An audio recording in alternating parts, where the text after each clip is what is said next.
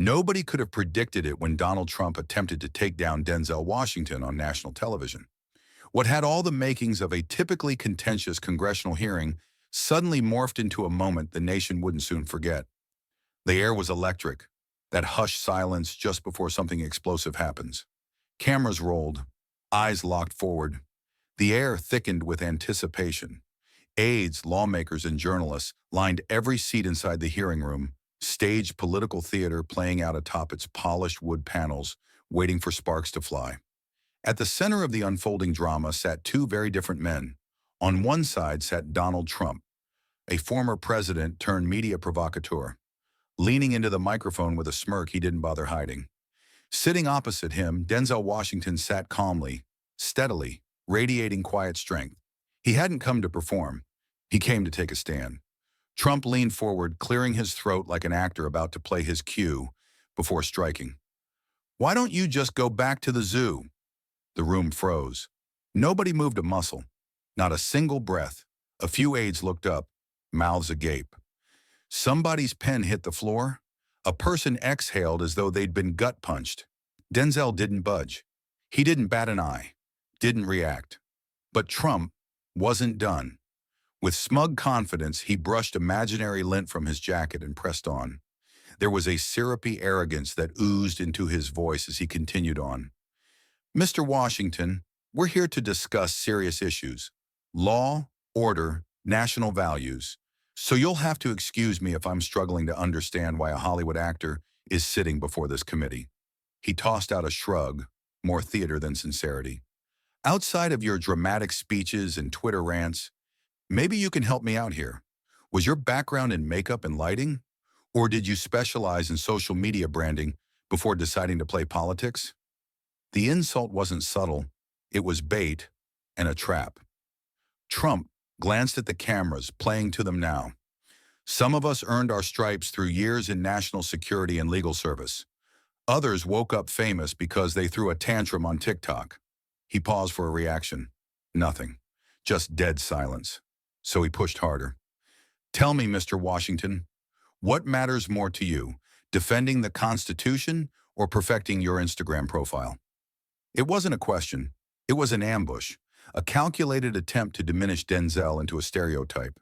Just another celebrity with a microphone and no substance. But Denzel didn't hurry to react. He allowed the silence to extend in a protracted, uncomfortable, deliberate fashion. The insult was allowed to breathe, to linger, until no one in the room could feign not having heard it. Then, with no raise of his voice, no single gesture of drama in his body, Denzel leaned forward. Firm, measured, and cutting was his tone. "Mr. Trump," he said, hands folded with composure, "I understand your confusion. It's difficult to recognize integrity when you've never had to live by it." Heads began to turn. A low murmur swept through the chamber. Not loud, but unmistakable. The room had shifted. Denzel's tone never did, but the temperature did. "Since you're curious about my background," he continued, steady and direct, "let me fill in what your research conveniently overlooked." He laid it out with clarity. He'd earned degrees in both theater and criminal justice. While Trump had been maneuvering through political appointments and D.C. galas, Denzel had been walking into courtrooms, sitting with kids facing time for crimes they hadn't committed. He'd consoled families torn apart by policy failures. He'd mentored young men discarded by a justice system that judged their skin long before it ever saw their story. His eyes locked onto Trump, unwavering. "Maybe you built your reputation shaking hands in Washington's back rooms," he said. "I built mine by looking broken men in the eye, the kind no one else would fight for." A silent ripple ran through the hearing chamber. One legislator nodded ever so slightly. The tide was beginning to shift. Denzel wasn't done. "As for social media," he went on, "I use mine to educate, to strip away the spin, which is pretty ironic since some people in this room seem to have made a career out of spreading it." Trump fidgeted in his seat. "That smirk from earlier?" Gone. Denzel leaned forward just a bit and spoke the next few lines with surgical precision. "You questioned my qualifications," he said, his voice smooth and sure. "So let's talk about them. No drama, no raised voice, just pure and simple truth. spoken with the cadence of a closing argument. He'd questioned witnesses under oath.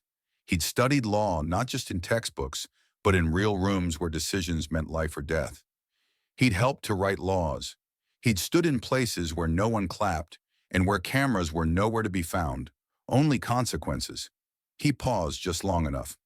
So let me ask you, Mr. Trump, when was the last time you cross-examined a witness?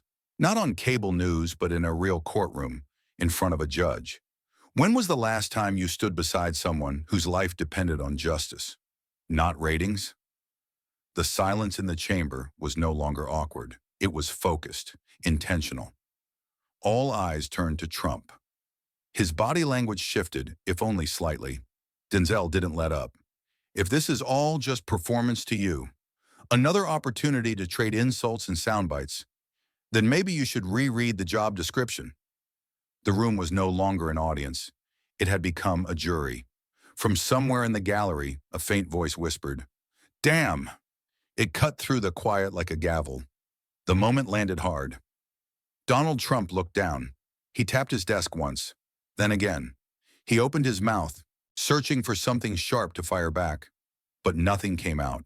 Denzel calmly folded his hands. "I didn't show up for applause," he said in a low voice. "I came for the truth. If that makes me a target, so be it. I've faced worse. I've fought harder. And I'm still here." And with that, he allowed the truth to settle in the air. But the silence didn't hold. Trump's pride couldn't stand the weight. The smug grin was back, thinner now, forced. He leaned into the microphone again, a trace of bitterness beneath the words. "You know, Mr. Washington," he said with feigned amusement, "it's always amusing when people parade their past around like a badge, like standing next to criminals makes you some kind of hero."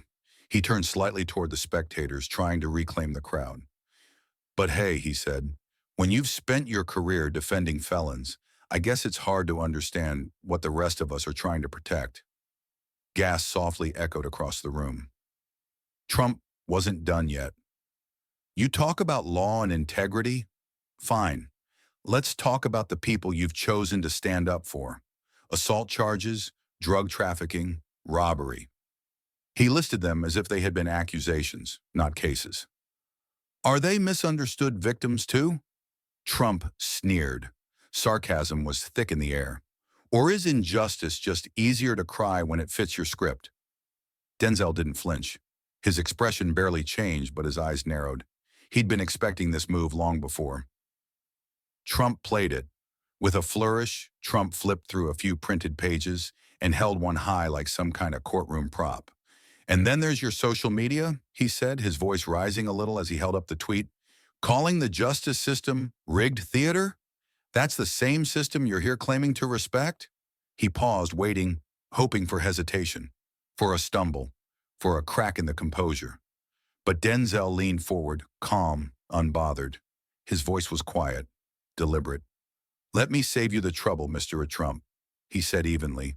"Yes, I said the system is rigged, and I stand by it." A subtle tension swept through the room. "I don't say that out of hate for the system," he continued. "I say it because I've seen it from the inside. I've watched one teenager get 15 years for carrying weed, while someone else walks free after laundering millions." He let that truth sink in. "That's not justice. That's arithmetic, based on who can afford the better lawyer." Trump's eyebrows lifted in feigned shock, but Denzel kept going without pause. "You think that makes me anti-law?" he asked, steady as stone. "I'm not against law. I'm against inequality, against a system that punishes poverty harder than it punishes crime." He leaned in slightly. "If that sounds radical to you, maybe the issue isn't with my values. Maybe it's with yours." This time, the whispers from the gallery lasted longer, deeper, the kind that signaled discomfort, not just with what had been said, but with what it revealed. Even a few panel members seemed uneasy now. Denzel turned, not to Trump, but to the room, to the people who had been silently watching. "As for those I've stood beside," he said, his voice lower but resolute, "I didn't choose them for image or convenience. I stood with them because no one else would.